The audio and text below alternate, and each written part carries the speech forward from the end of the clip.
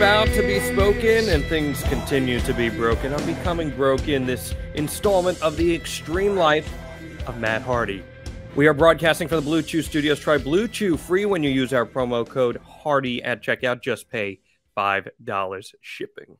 I, of course, am Jon Alba, joined as always every single week, every single Friday here, wherever you get your podcast, by the man of the hour, one half of the most intoxicating tag team in all of space and time, Mr. Matt Hardy. How are you, my friend? I am very good, and what a great choice of words with intoxicating. That's one of my favorite adjectives. It's a big broken Matt word. I've been watching so much broken Hardy stuff that it's just kind of embedded in my brain at this point. I found myself in regular conversation. Exactly. And in regular conversation using these synonym words that you traditionally would not use in conversation. And I blame you for that. So thanks for that, man. How are you? We had one hell of an episode last week, the final deletion, and I got a lot of feedback. I'm sure you did as well.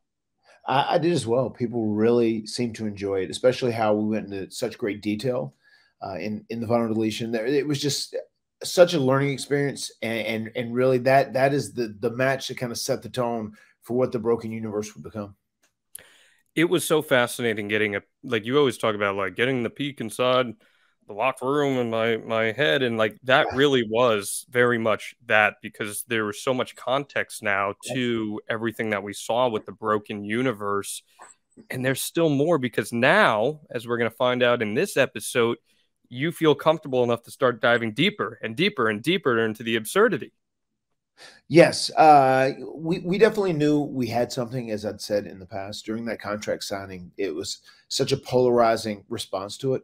And then once we did the final deletion and it set record ratings on Pop TV, it did a crazy, a super amazing DVD watch afterwards. And it went viral online as people started uploading it left and right all over the internet. So we knew we were onto something special, and we were going to push the limits and see how far we could go.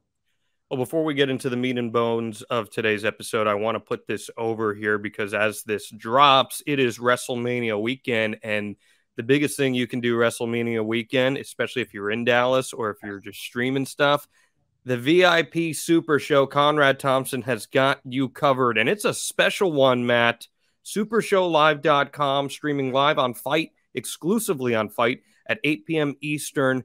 Jeff Jarrett, Eric Bischoff, William Regal, and some guy named Jeff Hardy. I could not believe that Jeff was going to be part of an event like this. It's so un-Jeff Hardy. So that makes us must-see television. I mean, what do you think about this? This is so different for him. It's very unique. Brother Nero making his podcasting debut. So it's going to be fun. I'm excited. I'm excited to see it. Yeah, and what a unique set of characters, huh? Eric Bischoff, William Regal, Jeff Jarrett. A motley crew. A motley crew, indeed. That is going down at Gillies in Dallas. So if you're in the area, go check that out. And again, Fight TV, 8 p.m. Eastern Standard Time. Jeff Jarrett's a name that's going to come up on this podcast, and we're going to talk about it. So let's get to it here. This is the Expedition of Gold episode. I don't even know. We're at 12, 11. I don't even know. But it's the Expedition of Gold. And with that, Matt, we got to bring in that Matt fact. Hit us. Matt fact. Matt considers the Broken Universe the most fun in his entire career. I would very much agree with that. This is episode 12, by the way. I checked.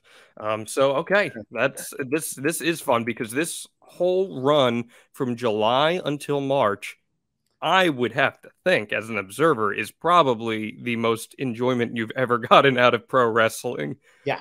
How were you feeling after the final deletion and you're getting all this feedback? I mean, great. We love the feedback we got to it, and especially because we didn't totally know what we were doing then, but it was enough of a success, and people were so happy with it, and it was so talked about, and it became a viral thing. So once we had some buzz behind the Broken Universe and Broken Matt and who would become Brother Nero, we knew that we could push it a little further. And this was like more than just pro wrestling. This was almost like sci-fi. And we literally were like we were making movies as opposed to being pro wrestlers in many, many ways. Like, this is Vince McMahon's wildest dream, and in a lot of capacities, because that's what he, sees pro wrestling as, making movies. So the next week after the final deletion is Destination X, and we are seeing a combination of vignettes and live in-ring action from you guys. And whether you're wrestling or you're cutting promos in the ring, whatever it may be, you're combining these two elements where it's almost like an epilogue to the final deletion.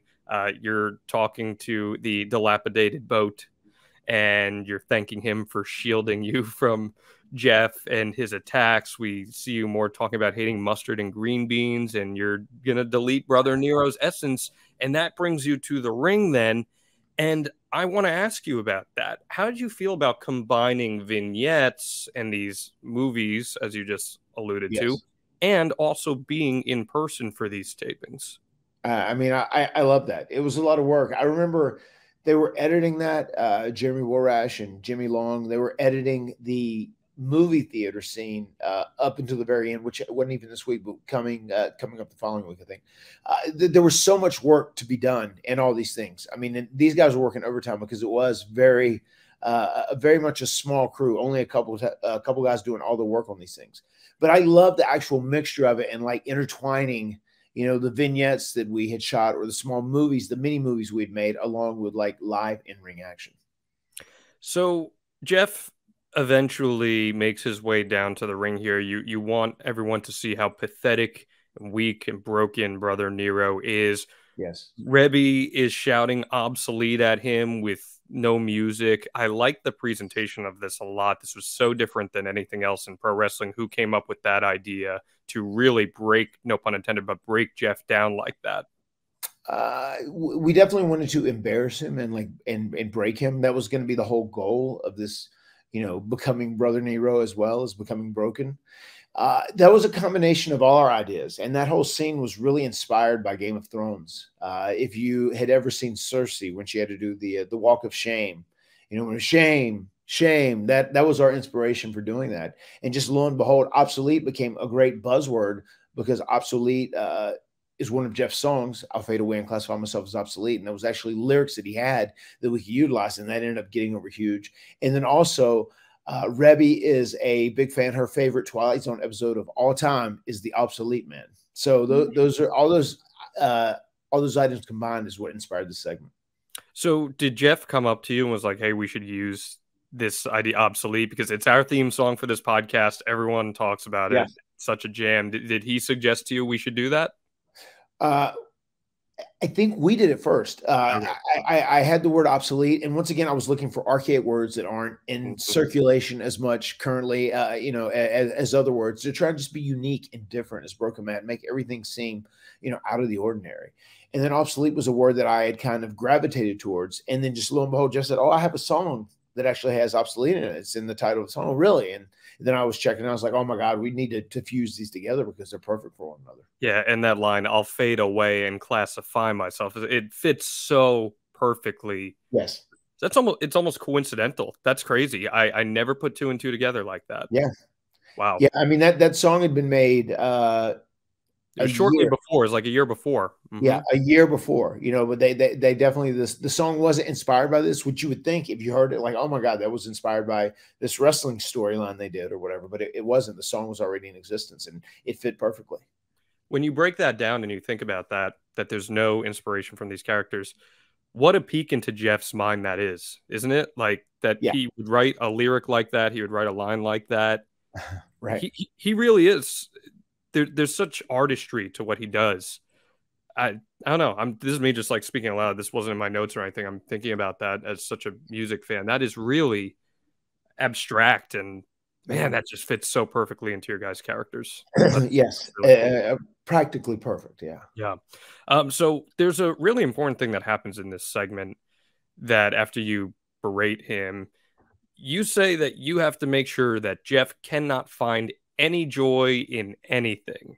Right. And that if he wasn't under your control, he would just take a new name. He'd go back to New York City and work for that egomaniacal. Can you say his name? Because the megalomaniac, Meek Mahan. Or he'd even go to Japan. And instead, you're going to turn him into your mule. Yes. That dichotomy of you reigning over Brother Nero, that's a really big driving point for this part of your character, I feel like. Yes. Finally, like, our real life relationship kind of entered the screen. You know, where I was the businessman that does all, you know, handles all the business and calls all the shots and kind of chooses the direction to go in. He just is the rock star that executes it all.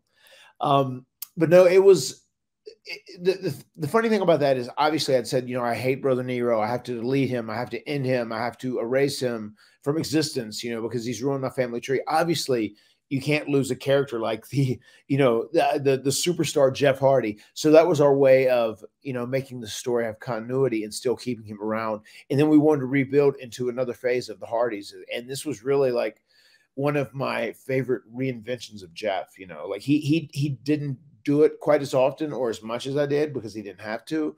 But this Brother Nero reinvention is something that he did masterfully. It really is. And he owned it entirely. When you bring up Vince's name, yes, is there any pushback on that or anything? No, not at all. I mean, I had free reign at this point. You know, whatever I wanted to say or do, I didn't have to clear it with anyone. I just went and did it, and I was doing what I thought was best for TNA or Impact at that time. What does doing? Because I know people are gonna be like, "Oh, he just mentioned Vince's name," but man, in some circles, like, that's taboo in wrestling. Like, bringing up another, we've talked about this in the past, bringing up another promotion, bringing up another person's name that is in another plane of existence in wrestling. Was there any concern on your behalf when you come up with an idea to do something like that? Because I hear that as an audience member, like, oh, he said Vince's name. Yeah. Yeah. I mean, I was also playing to like the diehard TNA fans, which were also probably internet fans, which were online fans. And like, really, if in a real world, and like, you know, just much like how the world is so interconnected now, like, you know, everybody knows everything because of this machine we're on right now, the internet, you know, like everybody is connected in some way, shape, or form.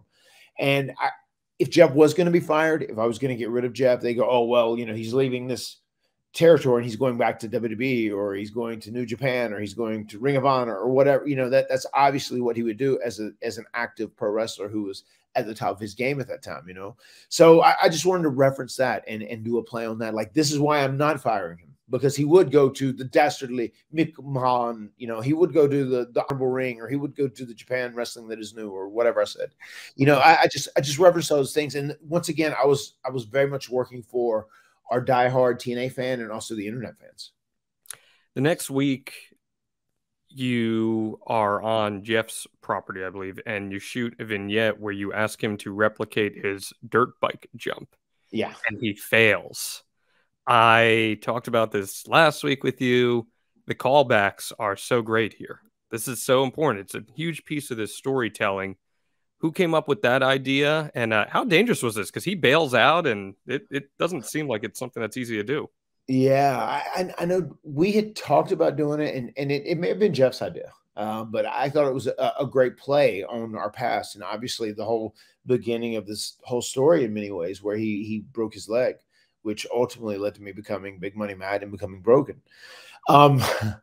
Jeff said, yeah, man, I can do it really easy. He said, like, I'll just jump and I'll just send the bike flying. He said, I'll bail right off right from the beginning. It'll be a small fall and you can laugh at me like it was a failure, whatever. And of course, Jeff Hardy being Jeff Hardy can't do anything small.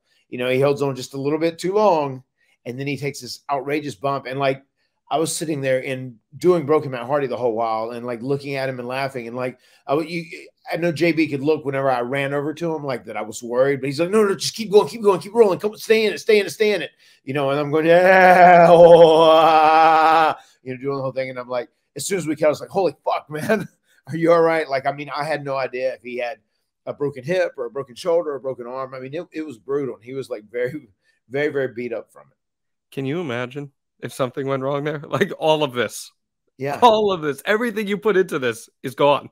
And it also, it's one of those things too. I was like, Jeff, you told me that would be easy and safe. He's like, oh, I thought it would be. You know, that's very, very much a Jeff line. Oh, I thought it would be.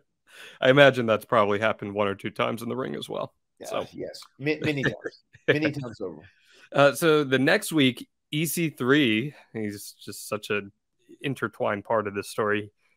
He beats you after the ref sees you trying to use a hammer, and you're putting a lot of heat on Jeff throughout the story that you're telling. He suggests that you punish him with whatever, because according to you, nothing is worse than deletion. You're going super hard heel here. This is not, there's no semblance of babyface, but we know that within the next month or so, you're going to be turning babyface. Right. So, as you say, at this juncture, Matt, were there any plans to turn babyface? Yes, we were ultimately going to turn babyface and work with the K.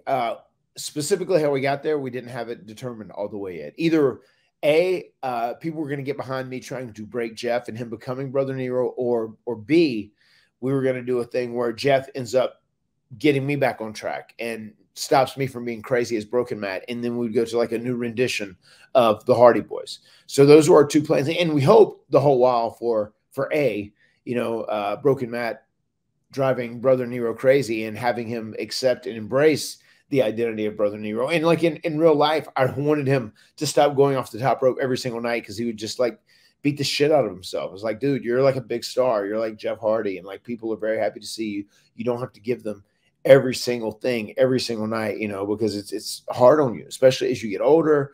And, you don't have to do like a whisper in the wind and a swanton and that pop up in the corner drop kick where he like lands flat on his back and head, which was real rough on him. I mean, he would do those things every single night and dives out of the ring onto the stairs, whatever. And I was like, man, we just need to you need to work smarter, and we can do this almost through a storyline aspect with me having you become Brother Nero and saying you can no longer be a spot monkey. Well, and that's it. What a great transition. That's exactly where we get. August 4th, Matt, 2016. The expedition unofficially begins here. You say that when you guys were tag champs, Jeff got hurt and it took money out of your pocket. So you got to become tag champs again. And you're calling Jeff a spot monkey. And you say now that Jeff is not allowed to jump off of the top rope. And you face JT Dunn, someone I know very well from working on the indies, and Chuck Taylor, which is wild considering where he's at right now. Right. And this is where we really start to see the ring psych, because there's like a lot of ring psychology here where you have to change that mindset of how you work. And you're making Jeff do that very much so. You do not want him coming off the top rope. In this match, you pull a fan over the barricade, you bite him to draw some blood, more vampire influence. And if I'm not mistaken, I make Jeff do the whole match, right? Yes. I'm pretty sure he just has to go it alone. And that's what I remember asking. I'll tell you this. I remember asking, say, hey, can you give us 2 extras? So we can just have guys that Jeff could, beat pretty easily. And I remember thinking that, we had JT Dunn and Chuck Taylor, which is like, oh, hold up, man. I don't want to do, I don't want to kill these guys. Like, we got to make it a little more competitive because they gave us 2 good guys or whatever. And I remember that specifically about Chuck Taylor. Like, I knew his stuff from Evolve really well. Yeah. 2 very good talents that they put you in there with. Big JT Dunn fan. But anyway, so Jeff's working this match and you're screaming on the outside, you better not lose, you deleted obsolete mule. And he's going for the swanton, but you told him he can't. So you get in the ring to block it, but Jeff jumps over you anyway, only to take a twist of fate. And with him down, you tag yourself in and you pin JT Dunn. This is great stuff here. Did you put a lot into that? Very good storytelling for what we were trying to accomplish. That's exactly what I was going to say. Like, this is a totally different spin on the Hardy Boys. We've never seen anything like this before. Are you the one responsible for putting together a finish like that? Yes, that was definitely on me. This whole concept was me, and I wanted it to be like I was making Jeff do all the work, as I wanted to say. I wanted him to be my mule, like literally, like he's almost my servant, or he has to do everything for me.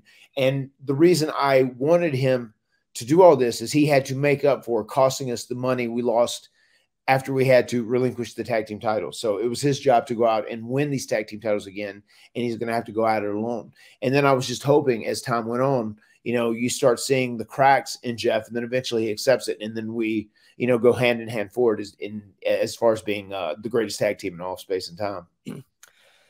Well, the next week lays the groundwork for everything that we're going to see from now until the end of your run in TNA. So it's August 11th, and we're seeing more movie stuff from you guys. And You mentioned to Jeff that you had a premonition of Decay trying to abduct Maxwell. So you've kept Rebby and Maxwell at the Hardy compound because of that. And you tell Jeff to get ready for your guys' match. You threaten to eat and delete anyone who gets in your face as you guys face the tribunal. And you're hypnotizing a fan at ringside in this. I know you got a good story about that you'll share with us in a second. And then post-match, you say that Jeff was so close to being perfect there, but it wasn't quite. And that triggers Jeff. He puts Al Snow through a table and then puts himself through a second table because the only person that punishes Jeff is Jeff and not you, Matt. It's only Jeff. You're laughing maniacally, and there he says he is Brother Nero. You are thrilled because Jeff has finally broken. So, take me through this. Let's start with the hypnotizing. How'd that come about? Yeah, the hypnotizing, once again, as I was trying to build Broken Matt into this supernatural-esque type character, that was pulled from True Blood. In True Blood, you know, their vampire, you know, there's been different versions of vampires that have different powers or different things. But in True Blood, their vampires could glamour humans. So that was me glamoring a fan. We're literally like, I like eye contact, and my essence takes over his essence, and I get total control of them for a little bit. So that is what I was doing. And I feel like he was holding up a sign or something, or a tour sign. I can't remember what happened, but I know it was a fan, and like I glamoured them into becoming a Broken Matt fan at that point. and then the deal with Jeff was just like we saw these little cracks and things starting to happen. And whenever you say that, no one can punish Jeff Hardy more than Jeff Hardy. I mean, there's a lot of reality to that too. Like the way he wrestles, you know, like as far as being a stuntman or Daredevil, I mean, there's a lot of truth and so much reality in that. Like he really does go out of his way to punish himself for the fans' entertainment. And that's what I was trying to break him from. But just this moment of him acknowledging that and admitting that and embracing it and saying, you're right, I am Brother Nero. I do need to change like you have suggested. And then the whole thing with Maxwell, I knew Maxwell was my key to turning babyface with Decay, especially if they were trying to kidnap this cute little baby, and I was going to do whatever to be Father of the Year and protect him. That was my key to turning babyface. Okay, let's break that down more. So that's very meta, what you just said about Jeff. Like, nobody punishes Jeff like Jeff. Like, even looking at what just happened with Jeff, like in a lot of circumstances, things don't unfold, but Jeff Hardy is Jeff Hardy, and it just worked out in his favor. And you're 100% right on that. This is the segment that Jeff told us about in that interview we did with him, correct? Where he like kind of on the fly forgot what he was supposed to say. Right. What was he originally supposed to say? He wanted to say, because I kept calling him the nefarious Brother Nero. That is the adjective that I'd kind of lined up every time before his name. And I tried to be very repetitive with that so it would stick and get over. And he'd meant to say, like, you know, I'm the nefarious Brother Nero. And then he ended up just saying Brother Nero, which was fine in the big totally fine. But he has little things like that he would like to do that he'll get mad at himself over if he doesn't get it 100% right. Sometimes less is more, though. And like him just saying, I am Brother Nero. It's like the I am Iron Man with Tony Stark, you know? It's easy. You are right. And also, I've learned that over the years because I am someone who tries to be very detailed. And even like in my speaking here, I probably, you know, elongate stuff and speak in more detail than I even have to. I have learned that less is more. And sometimes less is more impactful, especially in moments like that. Certainly was. I think him just saying, I am Brother Nero is perfect. You don't need anything more than that. Mm-hmm. The Maxwell stuff you just mentioned, that's your key to turning babyface. So I asked you a few minutes ago, you were going super heel just 2 weeks prior to this, and now you realize you're going babyface. So what changed? People had just gravitated towards the act so much, and they were really into it. You could tell with the way they were chanting, just the feedback we got from like casual fans and diehard fans. People were just like into what the Broken Hardys were doing and our story. And I feel like it was just so different, especially in 2016 when wrestling was changing into so much more of an in-ring product, you know, with higher work rates and smaller guys and better matches and whatnot. It was just something that was so out of the box and so different. And in some ways a throwback to old school wrestling, or, you know, like 80s or 90s, early 90s wrestling in WWE. More big stuff the next week here, Matt. You say there will be no jumping off ladders in your Ascension to Hell ladder match against the Bromans, the Tribunal, and the Helms Dynasty. You guys win to clinch a #1 contender spot against the Decay at Bound for Glory. What do you think of the Decay as a unit? I thought there was a lot of talent there. I thought it was a nice little twist on Abyss, something for him to do later in his career. I found them to be pretty entertaining. I did too, and they were the perfect foils for us too, especially because it was myself and my brother, and then there was my wife, Queen Rebecca, who was obviously a character on television at this time, and then with those guys there was Abyss, Crazy Steve, and Rosemary, so it matched up really well too, and just they could do such a great job of being like a acting serious and being creepy and spooky and almost like a horror act. And they were the right guys for us to turn Babyface against. Where does Abyss stand for you on all-time underrated talent? Because I really think he is. WWE was going to bring him in at one point in 2003 to work The Undertaker at WrestleMania. Like, this was a guy that had a lot of eyes on him. And now, if I'm not mistaken, I'm pretty sure he's a producer in WWE doing some behind-the-scenes work. Yes, he was great. He was always great to work with. He was very giving, maybe even too generous to some people, which sometimes that can be detrimental to bigger guys like him. But he was a very giving guy.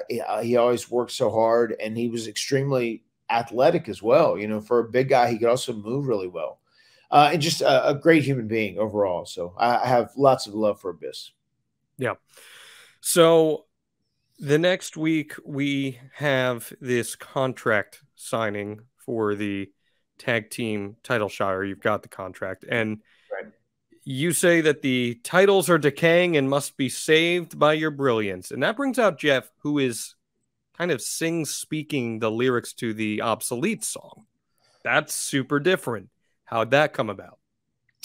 That we were going to try and use that to start kind of branding Jeff as Brother Nero, that once again, he had accepted everything. He had accepted the fact that not only is he the nefarious Brother Nero, but he is also obsolete in some ways, especially the old version of Jeff Hardy, who was the super spot monkey who would jump off every perch available, who was the stuntman, the daredevil. He was obsolete, and Jeff was accepting and embracing that. And it was a really refreshing way to do his character change, I thought, which it could also, hopefully give him longevity in the business. So you promise revenge on Decay for stealing Maxwell in your vision, and you vow to eat all of them. And Jeff is up to fighting any of them. Abyss volunteers. Jeff goes for a swanton in the match, but you tell him he's a spot monkey and can't. He doesn't listen, and he loses because of it. And you say that he has much to learn. Really good storytelling layers being built here that you can come back on. When you're doing something like that, do you have that payoff in mind? Yes. Yeah. No, we do have a payoff in mind as far as what we're going to ultimately do. I knew there would be one point whenever we do win the titles that I will allow him to do a swanton, because it was in the right time and the right setting. And once again, him being addicted to being a spot monkey, once in a while they slip. So I just had to stay on him and make sure to continue his rehabilitation. More House Hardy, great stuff coming up after this. You guys are playing the piano. You're singing the Obsolete song. Even Benjamin, Vanguard 1, Maxwell, they're all there. You're singing along. This is the essence of Broken Matt Hardy, man. Yeah. This is so great. Yeah. You guys are having so much fun here. And Maxwell's piano playing gives you a premonition that the battle with Decay will take place at the Hardy compound instead of the zone of impact. And Rebby's got to protect Maxwell. This is so crazy, man. You face Crazy Steve in a match, but the real story here is that he says that Maxwell is Rosemary's baby now, and you call Rebby, but she doesn't answer. And we see Rosemary looking at Maxwell. Your premonition is coming to light. Normally I have questions on follow-ups for stuff like that, but this really is playing out like a movie. It's playing out like a long-form TV series. It's so different, man. No one's doing anything like this.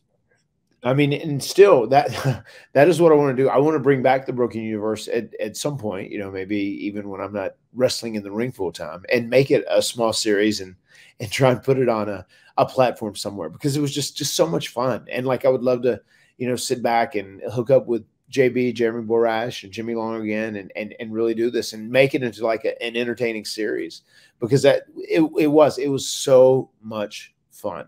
And it was, as far as like, it was a great mixture and combination of like making movies and doing this Broken Matt insanity and super entertainment, super meta entertainment stuff, along with having some in-ring action and still getting to do, you know, something I'm very passionate about, which is wrestling in ring. But we had a great balance going on at this point. What a great cliffhanger, though. So your premonition is coming to life. Are you writing all of this stuff?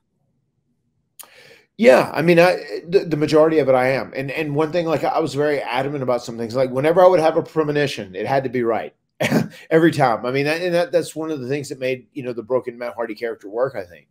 You know, and it's like there's times where he could fail or make mistakes, but like having a premonition is like something that you need to stay consistent with. And if you see something in your premonition, it needs to come true, and you need to be ready for it. So I did a really good job of protecting that, I felt like, during that time.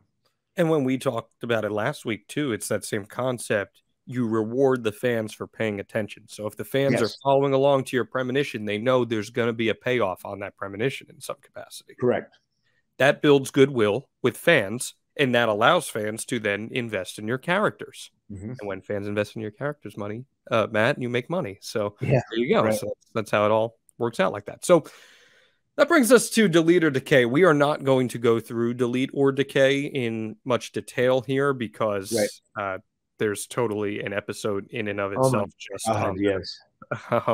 It is. And too, I'll be honest, when I was doing cardio this morning, I watched Delete or Decay, and it was just so good, better than I even remember. And there was such a great job done by Jeremy Borash and Jimmy Long as far as making like Decay like monsters, like very scary, like dangerous monsters, you know, and it really put us in a great babyface position in so many ways, especially considering, you know, just a few weeks back, you know, Broken Matt Hardy was the, you know, biggest heel in the show, and I was pulling a guy out of the audience and biting his ear off, you know, so it was so good. I really enjoyed watching it back. It reminded me of how fun it was. Maybe we can do a watch along of it as we go back and recap it when that point comes later this year. But this is pivotal because it's a monumental moment in the Broken Hardy character. So Crazy Steve and Jeff are fighting over a pool toy, and we cut over to Abyss going after you and pulling out Janice, his weapon. Jeff then pops up and takes a shot to the ribs for you, pushing me out of the way in the process, saving me. Very much what you would see. Like, I even thought of in Avengers, what's the Age of Ultron, and I don't know if you've seen Marvel, but Quicksilver like takes the bullet, like he steps in the way to save those that he loves. It's very cinematic moment here. Was this the catalyst for cementing Broken Matt Hardy as a sympathetic babyface because your brother made the sacrifice? Yes, very, very much so. And, you know, part of the thing too, which it goes along with our history, you know, obviously people know Jeff has always been historically more popular than me. He's one of the most popular guys in the history of the pro wrestling industry, you know, but I have always been very popular on my own, you know, so like that was really easy material for me to work with and say, you know, that's why you do all these spot monkey, you know, you're a spot monkey, you do all these spots to get this glory, and you won't give me glory because you're very selfish, and you should take care of me and make sure I'm on that same level as you, like, you know, make sure it's an even playing field. And now this is a moment where he has accepted and embraced everything, and he shoves me out of the way, and he actually takes his death blow for me. And I just remember my line even to him, like, I thought it was very important. Again, I said, Brother Nero, that was so unselfish of you. And it really worked in cementing us as a unit or a team together, and also as the good guys and the heroes in the story. Very much so. And I think the fans were ready to cheer for Broken Matt Hardy. It took so long, Matt, for them to figure out what the fuck was going on with this character. But once they did, once we all did, everyone wanted in on that pie. And this was it. This was the moment. I watched the Leader Decay live as it happened. You got me watching Impact as it happened. And it's not something I was doing all the time. And I loved this stuff. I loved it. And I told you, man, I hated this when I first saw it. So within that 3-4 month span, you flipped me and you flipped thousands and thousands of wrestling fans around the world at that point. How are you feeling once you have something like this? You have set up Bound for Glory, TNA's biggest pay-per-view of the year, and you're a babyface. This could not have worked out any better. I loved it. That is the point. You know, we had worked backwards and we knew we wanted to have Decay at Bound for Glory. And that was going to be our big match for the TNA tag team titles. And we didn't know 100% how we were going to get there. Which version of the Hardys? Was it going to be Broken Matt and Brother Nero, or was it going to be some new rendition, another version of the original Hardy Boys, Team Extreme, whatever? But it ended up working out just as we'd hoped, as Broken Matt and Brother Nero. So once we got there, and I knew from day one there was going to be a moment at the end of that match where we're going to have some huge ass ladder, and I was going to allow Jeff to indulge in his addiction of swantoning and being a spot monkey and jumping off the highest perch available. And that ended up being the finish of that match.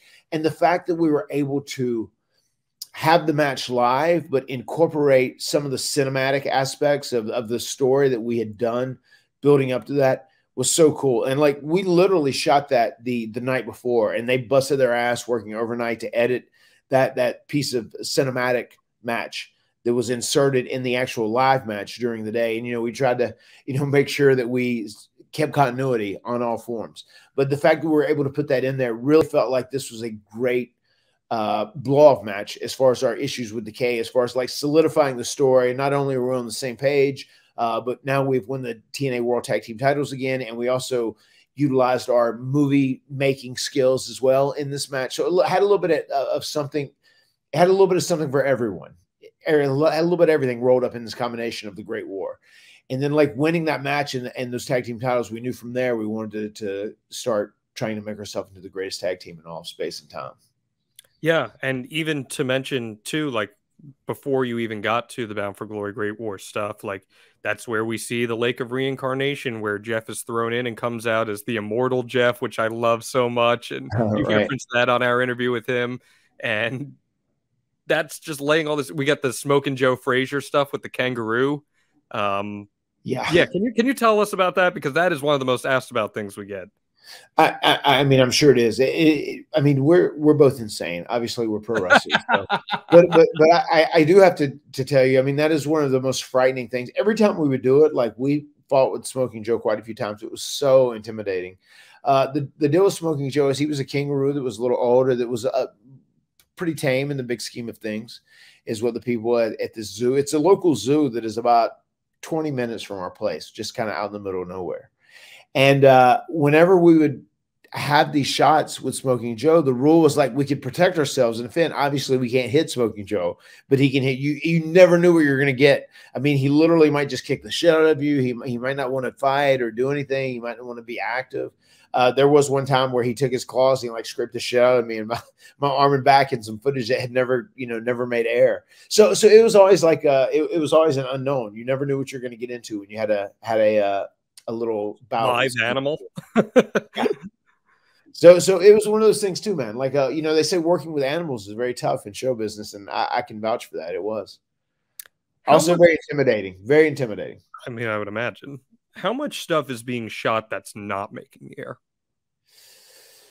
There was some stuff being shot. We were pretty. I feel like we did a really good job at like being pretty tight and planning out pretty wisely what we wanted to shoot and what we wanted to capture. Sometimes there'd be stuff that would just, kind of hit the cutting room floor just because it didn't fit and whatever we were doing.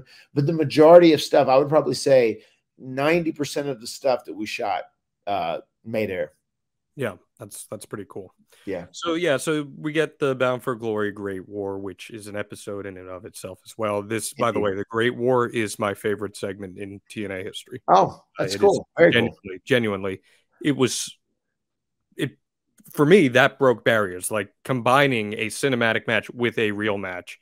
We just never saw it before. It was crazy. And yeah, which was live too, right? You know, it was like, you know, an actual live match. What a great entrance too, right? Rebby playing the piano. One of my favorite, man. Jeff singing, then you coming out and just arms out, conducting the crowd. And they were singing along with, they were so into it. That is definitely one of my favorite entrances of all time. That's the broken universe there in one moment. And after you win that, you have a Wolf Creek match. You win that too, and that was done too. That was for Pop TV. That was something they requested. I remember we're like, oh, we really don't want to do this, but they said, well, we really need this because it is for Pop TV. Gotcha. Well, we'll take more dives into that as we get more into the decay over a period of time. There's some other stuff going on kind of in the periphery here. The Death Crew Council gets involved with you guys, Bram and Eddie Kingston, which feels like a fever dream that Eddie Kingston was even involved at that point, and looking at where he's at now. Right. So more importantly, though, you guys are catching fire. Everyone's talking about you. And on December 2nd, 2016, you return to Ring of Honor. This is your second time there while you're still under contract with TNA, appearing at Final Battle, which is their pinnacle show at this point.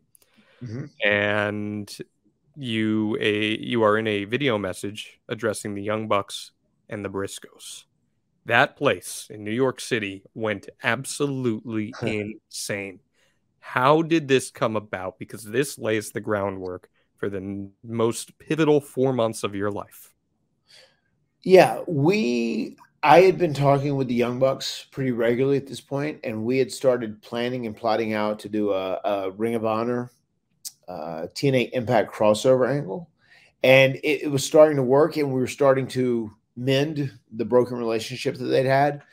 And then we ended up, because of some of the stuff that happened with Billy Corgan and Anthem, and they had a little bit of a legal issue with one another over ownership and whatnot, we had to move back the taping dates of Total Nonstop Deletion, because we're going to do this. This is going to be a big production over 3 days. And if it had been in the initial setting, we were going to have the Young Bucks come out and do it. And we'd already kind of got a green light on that. And we changed the dates. They ended up being in Japan or something where they couldn't make it. We even talked about doing a cameo because we definitely wanted to build to this angle as it was starting to work. And it seemed like it was going to get, greenlit. I ended up doing this promo. I had talked to them a few days before Final Battle, and then I had cleared on my end, and they had cleared on their end. And then I remember shooting this promo, and I was doing a tour of Europe with, I want to say, Inside the Ropes, and then also some wrestling matches. I was wrestling at What Culture over there. I feel like I was wrestling the night that aired, and I remember coming back from the ring and my phone blowing up, or what I was away from my phone for a minute. With the time change, it would have been later there whenever this aired, but I remember my phone just like blowing up with all this stuff after I popped up on the Ring of Honor pay-per-view.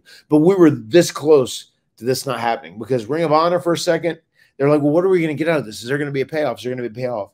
And then, like, I remember I was just talking to the Bucks recently about this. They're like, come on, this is like, they're the hottest thing ever. Like, why? The Hardys are so red hot right now. Why would you not want to do this? This is going to be great, and we can build to something, and it's going to be great for Ring of Honor.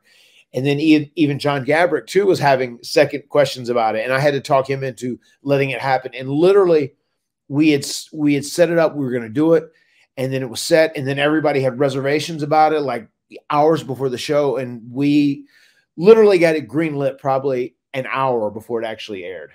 And everybody, it was this close to not airing. Wow. And that was such a huge moment. And obviously it set up what would happen later in Ring of Honor. And I was trying to do as much as I could to try and make TNA seem like it was unpredictable. Like, we could literally show up anywhere. The Broken Hardys, they may come to your show. They may be on Ring of Honor. They may be on WWE. Who knows? Like, this is amazing. And it's something that is almost like a throwback to the old school territory days, where the unpredictability of knowing that we could show up anywhere was something that was very special. And I think that's one of the reasons we were so hot also at that time. And if I'm putting things into context here, Ring of Honor at this time is starting to get really hot. There are a lot of high quality. The Young Bucks, this is around when the Young Bucks really started to burst on the scene as like, these guys are the next big thing in tag team wrestling. Indeed. So they're there. Adam Cole is there. Kenny Omega is coming to his own. AJ Styles just left earlier that year. There's a lot of momentum here for Ring of Honor. I would argue they were overtaking Impact, TNA, whatever it was at this time, as the number 2 promotion. So it's a no-brainer. They were definitely getting hot. It's a no-brainer to want to work with that, in my opinion. Yeah. So you had the foresight on that front, and it's a huge segment, and it would set the things up. Total Nonstop Deletion, as you said, happens December 15th. That's another episode as well, and I'm excited to get through that. You guys have some successful title defenses in January, leading us to February 7th. The Hardys are firmly cemented as very over, one of the hottest acts in pro wrestling, if not the hottest act in pro wrestling, and they are on Pop TV in TNA. You guys begin a storyline where you would teleport to different promotions and win the respective tag team championship gold. It is the Expedition of Gold. The explanation here is that Vanguard 1 has been upgraded and now has teleportation capabilities. You're cutting a great promo here. The crowd is super into what you're doing, and you start repeating words over and over and over and over, and they are so into this. You've got them eating out of the palm of your hands. A, how are you feeling here? B, what do you recognize as the ceiling? And C, how do you come up with the idea that we're going to take our act around the world and do this Expedition of Gold? After popping up on Ring of Honor on that screen, I mean, that put so much equity in the idea that the Hardys could show up anywhere. And I said, let's really do this. Let's follow through. And like Jeremy Borash was all about it too. You know, and I want to say he reached out to Conan, and like we knew we could go to Mexico, and we wanted to go to Mexico first to really go big right from the jump. But then like there's all these other indie promoters that we had worked for over the years, and we knew there were plenty of places we could go. And like as long as you were willing to let us win your tag team titles, which you know someone would be crazy not to, you're going to get exposure on this huge TV product. You know, this is an act that is really hot currently. So to me, it was a no-brainer to do. And I thought it was a great way to build up the anticipation, because we knew at this point we were going to end up working with the Young Bucks, because we had this, you know, this promotional angle set up, and it was pretty much locked in. You know, things obviously changed, but we knew we were going to work with the Young Bucks, and we thought no better way to set this up than like going to all these different promotions and capturing their tag team gold. So the Expedition of Gold was put together in mind leading up to the Young Bucks. Yes. Okay. Mm-hmm. Did that include the 2 Sweet or Delete match that Jeff mentioned on the interview? Yeah, we would have got that later. Once we did the whole full-fledged angle, we would have ended up showing up at Ring of Honor, winning their tag team titles. We would have been coming back to Impact, talking about the Ring of Honor tag titles, and then we'd had a series of matches.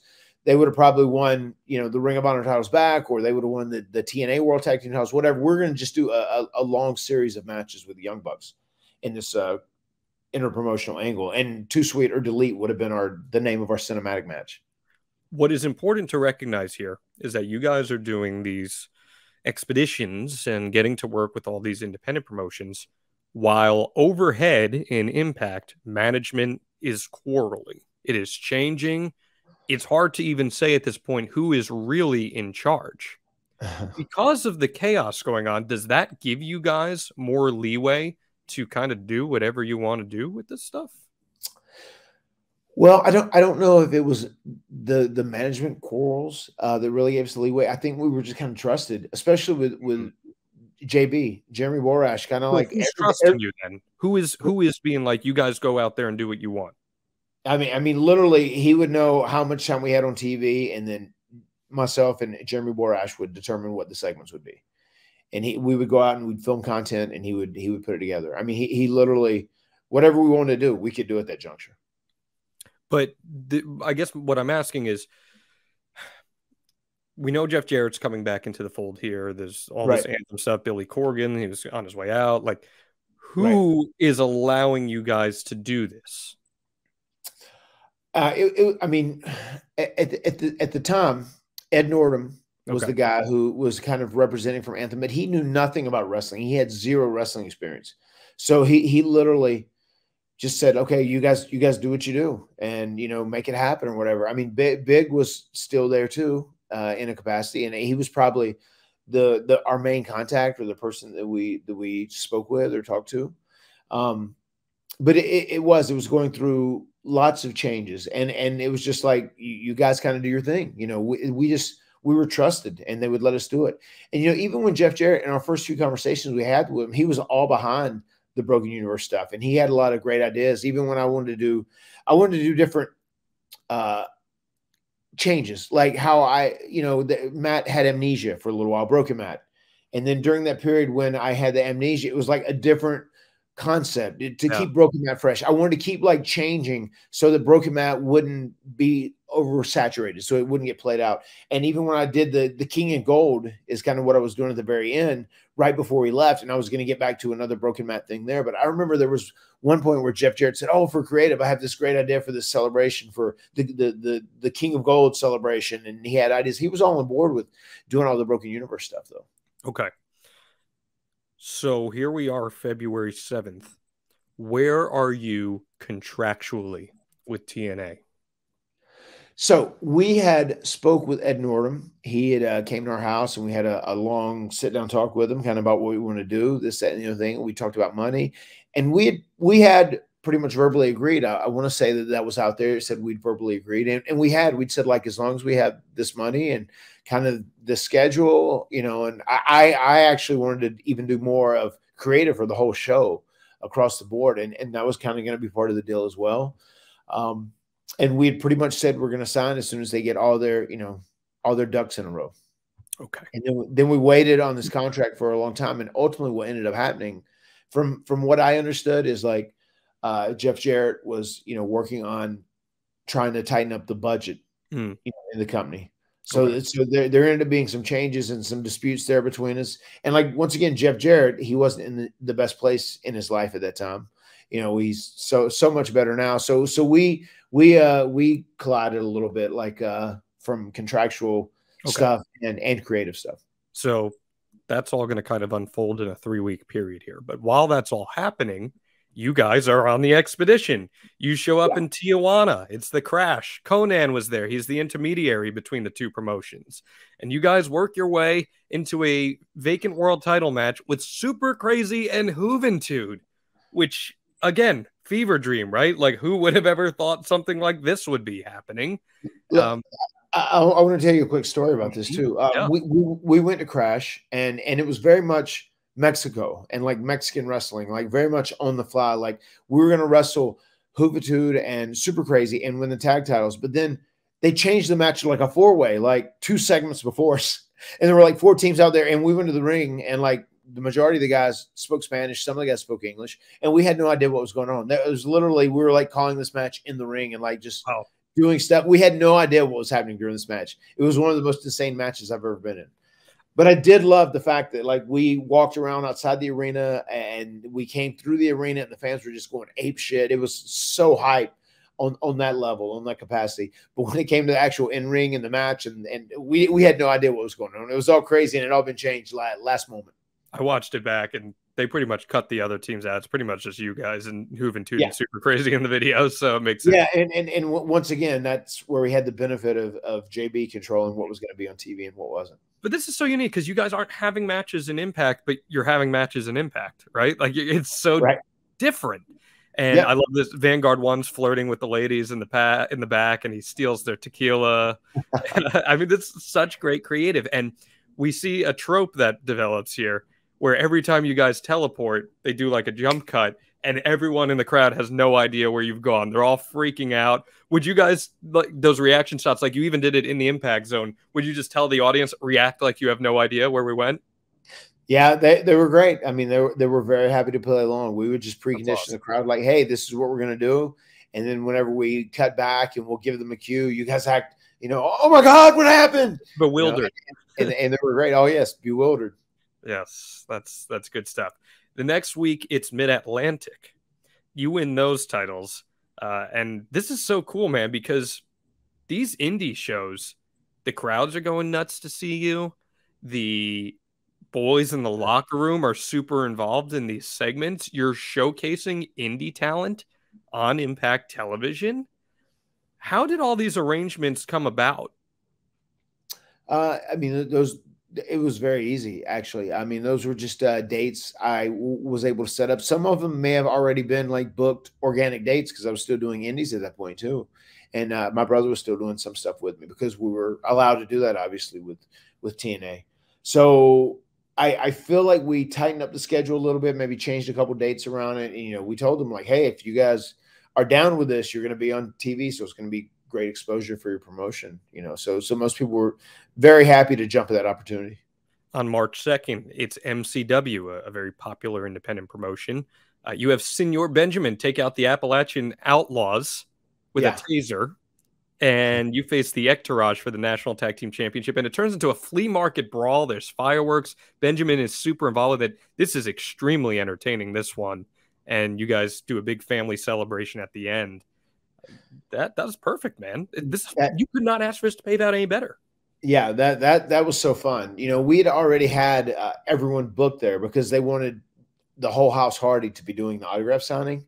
And we did like this huge ass long line autograph signing. And it was so cool that, like, you know, my wife's dad just got over so huge as Senior Benjamin. He was so mysterious, and you didn't know what his exact intentions or background was, or what is he a master of. You know, he was such a mysterious, enigmatic part of the whole house Hardy thing. And he was really over too. He couldn't believe when he would just sometimes be out and people say, "Oh my God, can I get a picture with you, Senior Benjamin?" You go, "Oh, well, with me?" Like, you know, and he was shocked that they would pay him money to come and like write his name on a piece of paper and take pictures with people. It was so cool. But like we did that, and having the whole family there, I thought really added a whole nother dimension to it by having, you know, house Hardy in its entirety. Things could not be going any better. Or could they? This airs on March 2nd, but we need to backtrack because on February 27th, you take to Twitter and announce this. My stint with Impact Wrestling was delightful.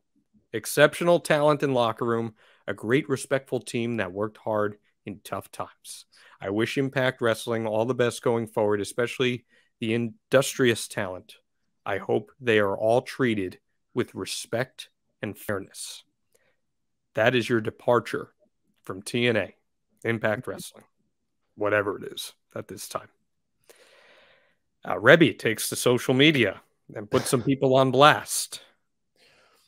Everything that was going so well, the hottest act in pro wrestling, is suddenly gone. Yet, they still air this segment on TV with you guys winning more gold, which tells me that there was probably some hope on their end that this stuff could be resolved. Take me through the departure. When does it become apparent that you need to leave and step away? I want to say I had told, because there had been some issues with our negotiations and they had been trying to change some things. And I remember telling Ed, probably right after that aired, that, you know, that I am not going to re-sign the deal. And I don't think my brother is as well, because just things, they don't seem like they're going to be how we had hoped from a financial and almost a creative aspect. And then, you know, cannot tell a lie, we knew there was an opportunity for us to go back to WB, and it was going to be a pretty big money deal because we were hot. And then, you know, we just decided to do that, and it seemed like the best path. But one thing I can say is we were totally committed to Impact, and we were planning on being there for the long haul. And we wanted to do this different stuff of the Broken Universe, and I was going to be very happy to work with Jeff Jarrett and whoever. But there were so many things that were just chaos at that juncture.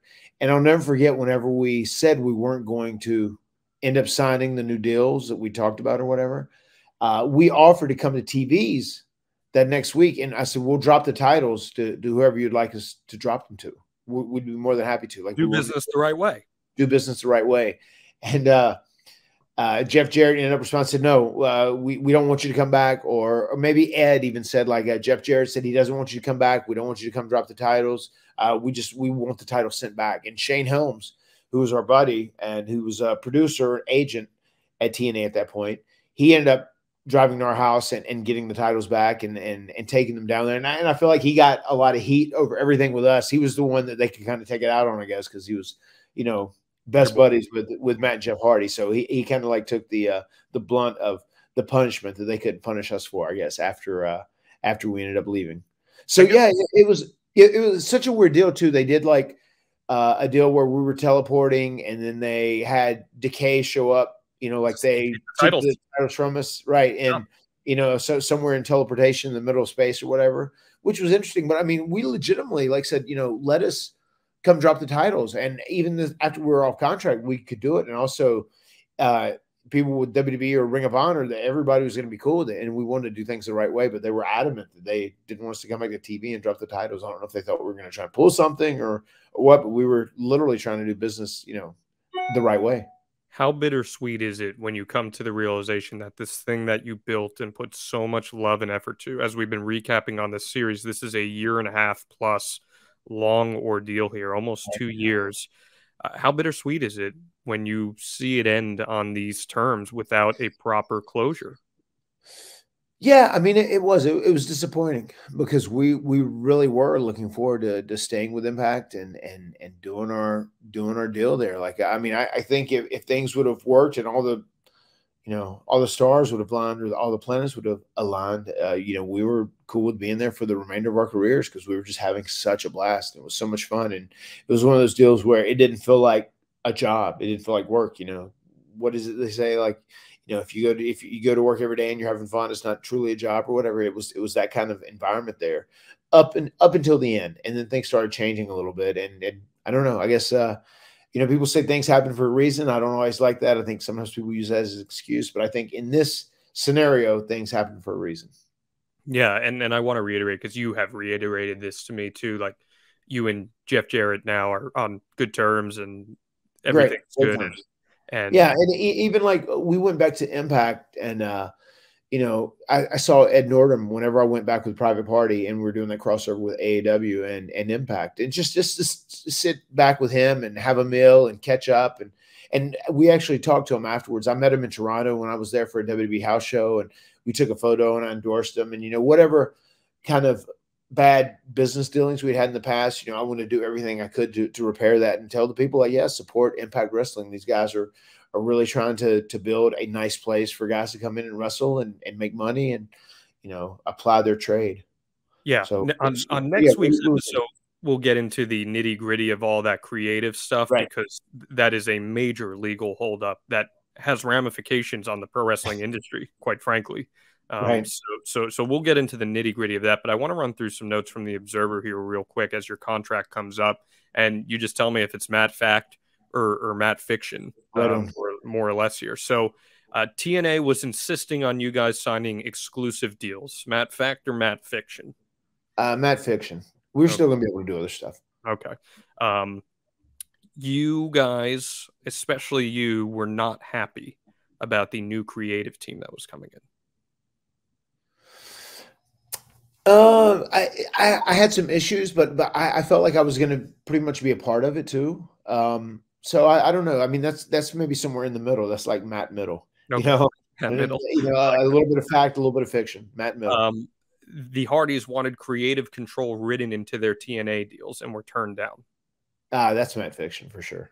Okay, so that's not accurate. Yeah. When Jeff found out that stuff was denied, he wanted to leave, and you were still in talks on the exclusive nature of the contract being a major issue. So basically, Jeff decided, I'm out, but when they told you, oh, we want exclusive, that's a problem. I assume that's Matt Fiction based on what you just said. Yeah, I mean, it was one of those deals where we could still do other stuff and other bookings, but they were going to be paying us a pretty high salary. So it's like they still wanted to have a lot of say in what we did, but it wasn't like exclusively TNA or nothing. He then says the huge question now, this regards the Broken Hardys characters that Matt created. Matt is claiming the character is his and should be able to take it wherever he wants. TNA is claiming since the characters debuted on their TV, they own the intellectual property. When did you start to realize this was going to become an issue? When we started doing Ring of Honor, and that is Matt Fact. All that is correct. Okay. So that's going to lead us down the path that we will get to next week. But things start to get a little murky from there. So you guys depart. There's the Rebby social media stuff, and it gets a little heated. The blood between the two sides here is really starting to boil, and Anthem issues a cease and desist to Ring of Honor, in which Anthem basically ordered Ring of Honor, as well as any broadcasting company that is airing the 15th anniversary pay-per-view that you guys are going to be on, to not in any way speak of, indicate, or acknowledge the existence of the Broken Matt and Brother Nero characters, and instead refer to the Hardys as simply Matt and Jeff Hardy. How concerned are you that this is going to have a tangible effect on what you guys are trying to accomplish? Because you're riding the momentum of the Broken characters here. Yeah. Personally, I wasn't very concerned at all. And I was still up for doing the majority of stuff. I mean, like, as long as you don't say those terms, I mean, you would have been fine. I mean, I still do the act. I mean, I'm still Matt Hardy, even if you don't call me Broken Matt Hardy, I'm still Matt Hardy, and it's still like a way of acting, because even like taunts and specific body mannerisms and the way you say words, I really don't think that is stuff that you can totally win over. Yeah.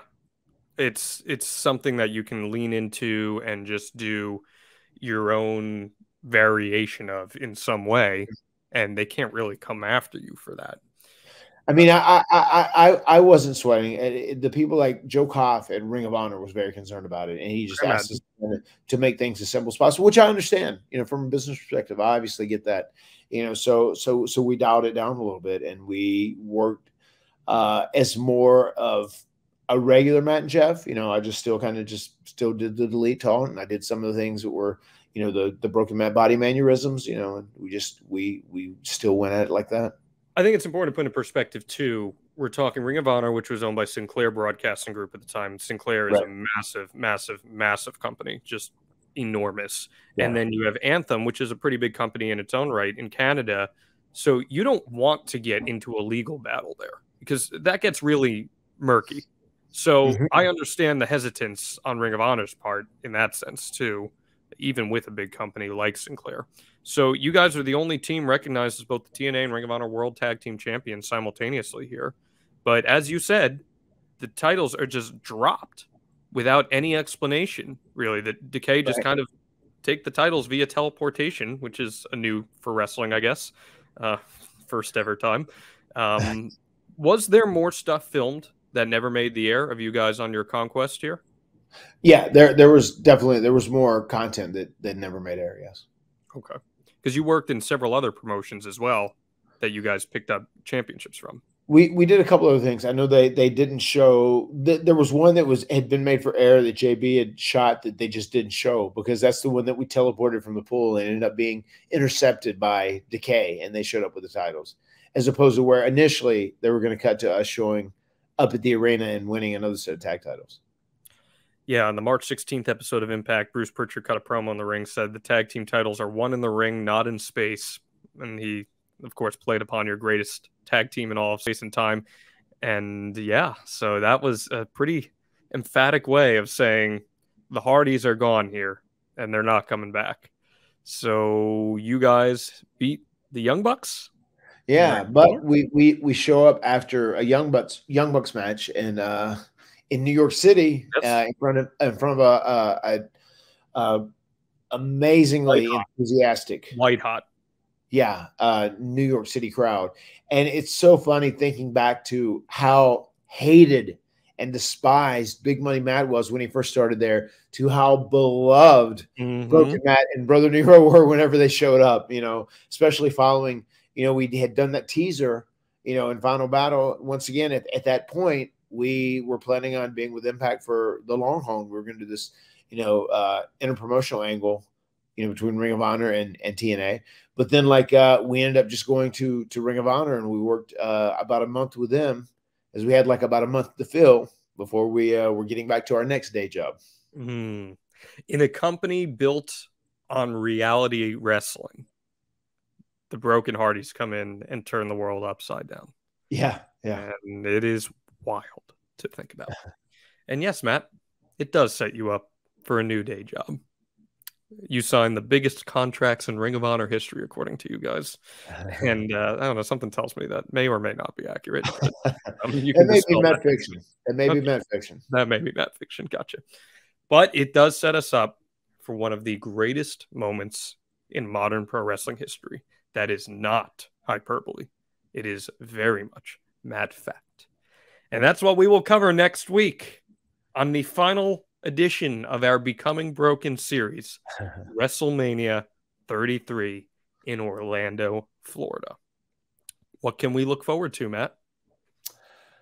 It was a truly, as you said at the beginning, at the top of this episode, it was an intoxicating experience. That weekend of doing 3 shows, just to give you an overview of it, we main evented WrestleCon against the Lucha Brothers. And then we wrestled the Young Bucks in a ladder war, a 30-minute match. And then we returned to what, many people consider our home, the WWE, on the grandest stage of them all, WrestleMania 33, to legitimately one of the greatest reactions in all of pro wrestling history. It was an intoxicating weekend for sure. And there's so many great behind the scenes stories about how this match came to be at WrestleMania 33, which I'm really excited to share with each and every one of you from the locked room that is my mind. Yes, you and I, when we got that lunch at Chipotle and ironed out this podcast, you told me one of those stories, and I said, Matt, I don't want to hear any more of it. Save it for when we talk about this, because it is fantastic. Right. I was at that WrestleMania, man, and I cannot wait to go through that. This is going to be an all-timer next week on the Extreme Life of Matt Hardy. And if you love this episode or you're looking forward to next week's episode, you head on over Apple Podcasts, Spotify, Google Podcasts, wherever you get your podcasts. You subscribe. And what do you do, Matt? Give us 5 stars. Give us that 5-star review across the board. I told you guys, once we finish this series, Matt and I are going to pick a winner, and we'll give out a little surprise to someone. So make sure you leave that 5-star review. It really helps out the show, and spread the good word of this podcast. That is the biggest thing that you can do to help us more than anything else. Matt Hardy, you are killing it in AEW right now. The Hardy Boys are mega over. You had that insane tornado tag match. I texted you after that. I said, you are indeed fucking insane. And I can't believe my proteges, my kids' private party, they hit me with my own move off a stage down to the concrete floor through tables. Yeah, Isaiah said he's got to check his wording. He said he got his ass pounded by a 63-year-old man. I don't know how that comes across, but man, it's 2022, man. You can say stuff like that. You can. And I can say this: Sting is the coolest MFer in the world. So unreal, man. I look forward to seeing what the Hardys have planned for AEW this week. And if anyone's in WrestleMania Dallas this week, enjoy yourself. Have a great time. Check out that Jeff Hardy show.